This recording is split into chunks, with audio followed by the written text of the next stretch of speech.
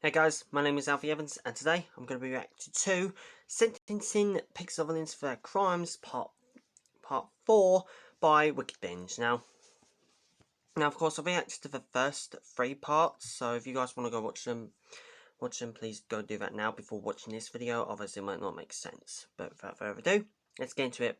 And also go subscribe to Wickedbinge if you haven't already, and as always, let's get started.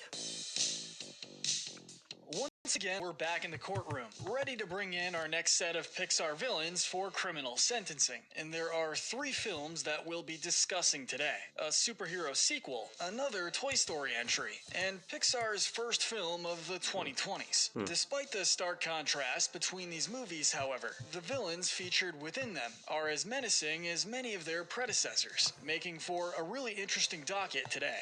I'd give anything to be loved the way you have.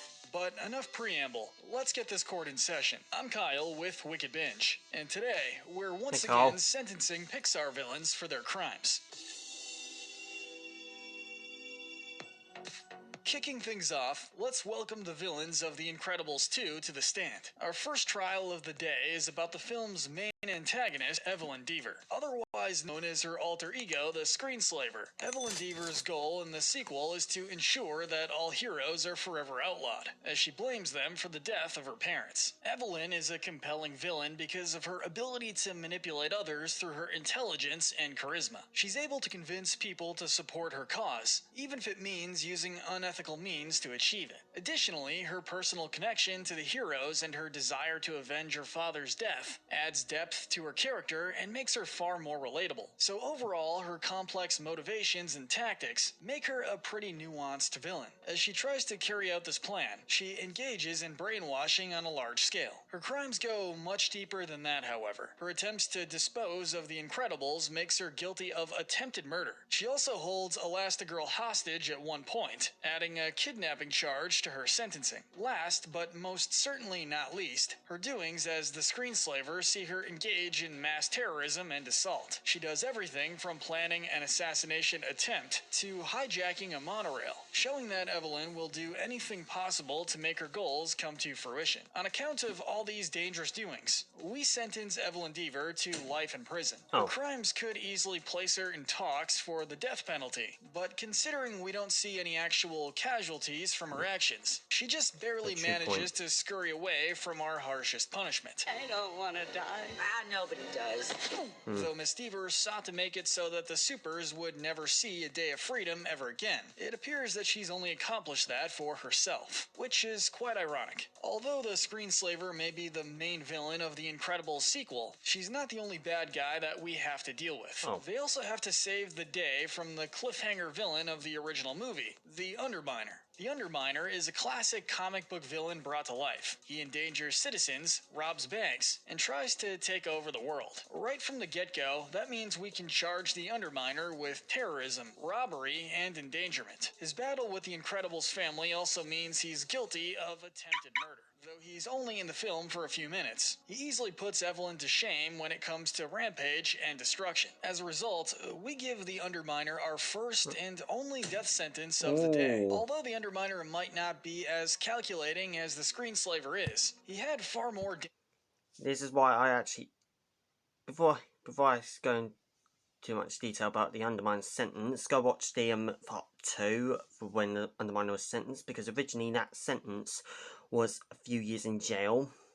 However, now it's been increased to a death sentence. So if you guys have not watched part 2, then obviously you have just been spoiled. Sorry. Dangerous goals in mind when it came to his crimes. Evelyn wanted to outlaw superheroes, but the Underminer wants to rule the entire world. Although his crimes are heftier than most, his end will be met the same way as others who receive this punishment: lethal injection. This is a case where we think the crimes justify the sentencing, and that is why the Underminer gets a harsher punishment than Miss Deaver. To put it simply, this villain is proof that crime doesn't pay. Moving on, it's time to look at the villains of the most recent installment of Pixar's most celebrated franchise, Toy Story 4. We'll be placing two villains from this film on trial today. The first up is Gabby Gabby, an antique talking doll in need of a voice box. Gabby Gabby might be the film's main antagonist, but she's far different from other villains the series has showcased. She's not destructive like Sid, nor is she a dictator in the way Lotso was. Realistically, she's a character who has understandable goals, but immoral ways of trying to get them. After meeting Woody, she quickly realizes that he has a working voice box, the very item she's looking for.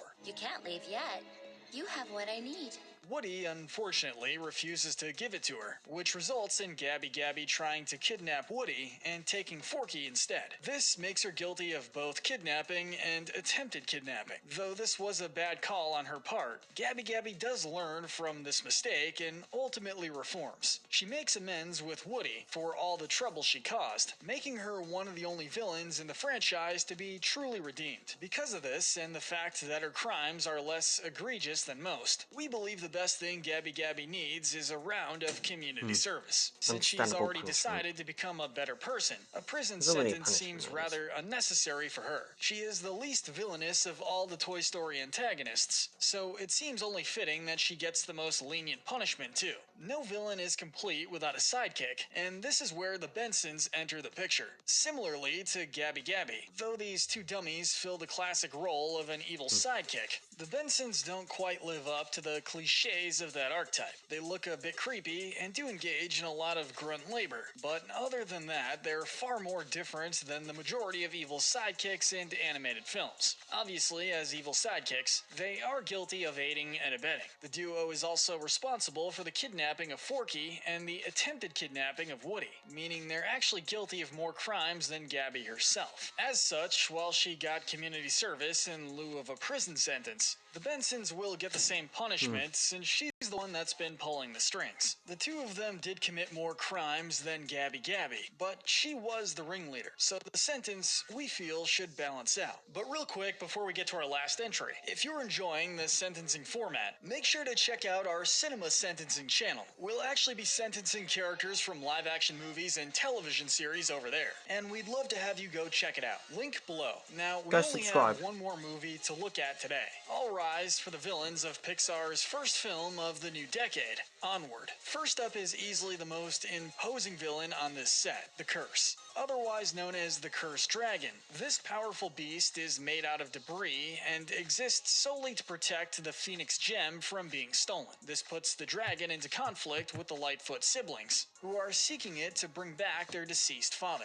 The curse tries not only to kill the two of them, but also Corey, which means this creature is guilty of 3 different counts of attempted murder. As the battle rages on, the curse also causes an unknown amount of destruction. The character is on screen for only a few minutes, and doesn't even have an actual voice. Yet they're undoubtedly one of the more dangerous villains seen in this crop of films. As a result, we give the Cursed Dragon 20 years in the pound. The curse could have easily gotten more time behind bars, but since they are only in the film for a few minutes, it's a bit harder to justify. Even so, it'll be quite some time before this dragon gets back to protecting its sacred gem. Last, but most certainly not least, we have the leader of the Pixie Dusters, Dewdrop, a typical rough and dangerous biker. Dewdrop and her gang love to rob and steal from those who can't defend themselves. You got a problem, Shades? Eventually, the Lightfoots make an enemy out of her and the Pixie Dusters, which makes Dewdrop obsessed with trying to get rid of the two. Overall, Dewdrop has 3 crimes attached to her name, and for that, we feel as though she should serve 3 years in prison. In all honesty, Dewdrop will no doubt be up to her mischievous ways again as soon as she gets out, and she's likely no stranger to the system. But maybe some time behind bars will get her to reevaluate her life choices. Probably not, but one can certainly imagine. But let us know in the comments section if you agree with our sentencing, and tell us what we should cover next. Be sure to hit that notification bell and binge more of our videos. Right. The harshest sentence I've got to say, Underminer, because obviously he's the only one that's given the death penalty here. And the most... I don't think the lenient ones are... Of course, Gabby Gabby obviously was redeemed in the end, but obviously, community service, good thing to start off with. Now, this one didn't have as much villains as the last previous Pixar films did, obviously, because obviously obviously because a lot of Pixar films skip having more than one villain.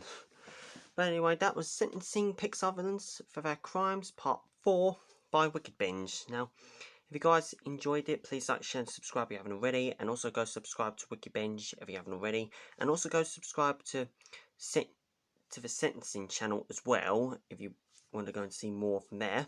And as always, until next time, peace out.